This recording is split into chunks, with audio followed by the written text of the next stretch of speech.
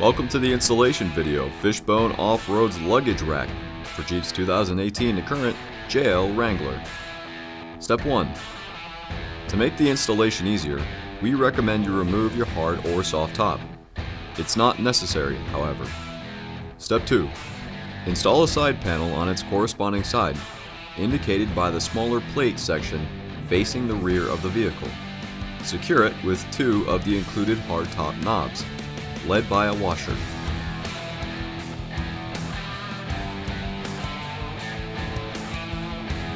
Repeat this on the opposite side. Step 3. With the help of a friend, lift the center plate between the 2 supports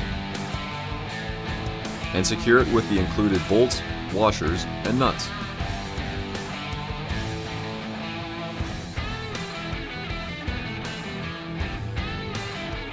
Tighten the hardware by using a 6mm Allen and a 17mm socket. Once all the hardware has been secured, then it's time to head out and enjoy your new Fishbone Off-Road luggage rack.